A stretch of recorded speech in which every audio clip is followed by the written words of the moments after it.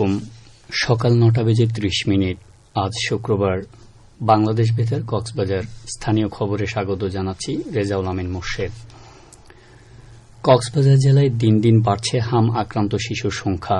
হামের উপসর্গ নিয়ে সর্বশেষ গতকাল রাতে সদর হাসপাতালে চিকিৎসাধীন অবস্থায় এক শিশুসহ এ পর্যন্ত মোট ৪ জন শিশুর মৃত্যুর খবর পাওয়া গেছে। ভারপ্রাপ্ত civil surgeon doctor Mohiuddin Mohammad Alamgir জানান, মারা যাওয়া ৩ শিশুর মধ্যে ২ শিশুর নমুনা সংগ্রহ করা হয়নি।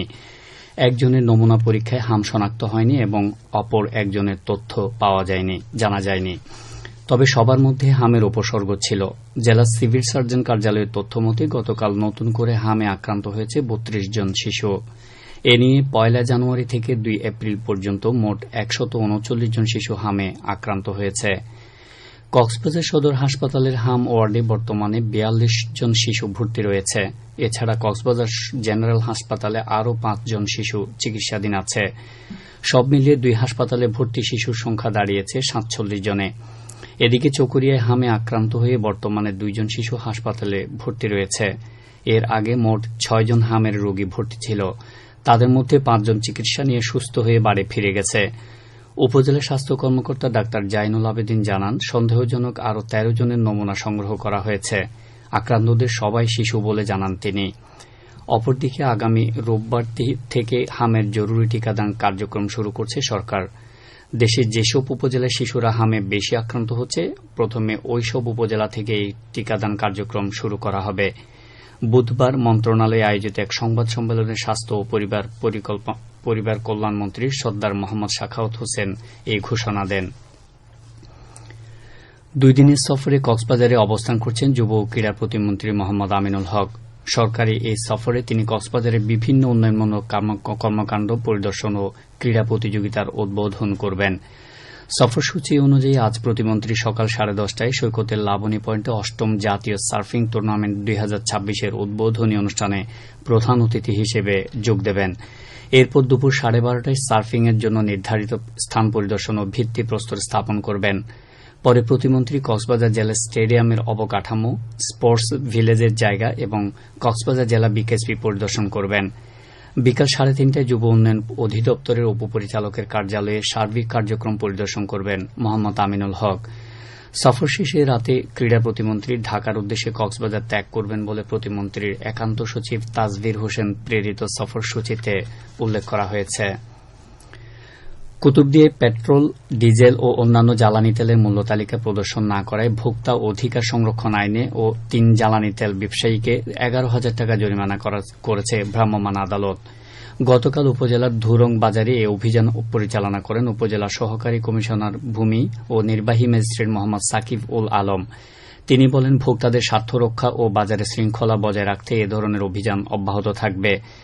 এদিকে মিয়ানমারে পাচারকালে সিমেন্ট সহ একটি ইঞ্জিন চালিত কাঠের ট্রলার আটক করেছে নৌবাহিনী। নৌবাহিনী সূত্র জানায়, গতকাল গোপন সংবাদের ভিত্তিতে কুতুবদিয়ার ল্যামশিখালী এলাকার কাছে ভোলা খালে অভিযান চালিয়ে একটি ট্রলার ও ৪৯৫ বস্তা সিমেন্ট জব্দ করা হয়। এসব সিমেন্ট মিয়ানমারে পাচার করা হচ্ছিল। জব্দকৃত ট্রলার ও সিমেন্ট কুতুবদিয়া থানায় হস্তান্তর করা হয়। উখিয়ায় উচ্ছেদ অভিযান চালিয়ে সরকারি খাসজমি দখলমুক্ত করেছে উপজেলা প্রশাসন। গতকাল উপজেলা নির্বাহী কর্মকর্তা রিফাত আসমান নেতৃত্বে বন বিভাগ ও পুলিশের সমন্বয়ে মেরিন ড্রাইভ সংলগ্ন সোনারপাড়া ও নিদানিয়া এলাকায় পৃথক অভিযান পরিচালনা করা হয়। উপজেলা নির্বাহী কর্মকর্তা জানান, অবৈধ দখলদাররা সোনারপাড়া সৈকতের পশ্চিম পাশে সরকারি খাসজমিতে রিসোর্ট নির্মাণ সহ অবৈধ স্থাপনা গড়ে তুলছে। এমন তথ্যের ভিত্তিতে উচ্ছেদ অভিযান পরিচালনা করা হয়। সরকারি খাস জমি রক্ষায় অভিযান নিয়মিত চলবে বলে জানান তিনি। চট্টগ্রাম দক্ষিণ বন বিভাগের ১২বাকিয়া রেঞ্জের আওতাধীন পেকুয়ার টৈটং বিটে সামাজিক বনায়ন কর্মসূচি বাস্তবায়ন ও তদারকি জোরদার করতে উপকারভোগীদের নিয়ে উঠান বৈঠক অনুষ্ঠিত হয়েছে। গতকাল ২০১৮ সালের সামাজিক বনায়ন কর্মসূচির আওতাভুক্ত সদস্যদের অংশগ্রহণে বিট অফিস সংলগ্ন এলাকায় এই বৈঠকের আয়োজন করা হয়। বৈঠকে সভাপতিত্ব করেন টৈটং বিট কর্মকর্তা মোতালেব আল মুমিন। এতে বন বিভাগের অন্যান্য কর্মকর্তা, স্থানীয় সামাজিক বনায়ন কমিটির নেতৃবৃন্দ এবং বিভিন্ন শ্রেণী পেশার উপকারভোগীরা উপস্থিত ছিলেন। সভায় সামাজিক বনায়নের আওতায় রোপিত বৃক্ষের সঠিক পরিচর্যা, অবৈধভাবে গাছ কর্তন রোধ এবং বন সম্পদ সংরক্ষণে স্থানীয় জনগণের ভূমিকা নিয়ে আলোচনা করা হয়।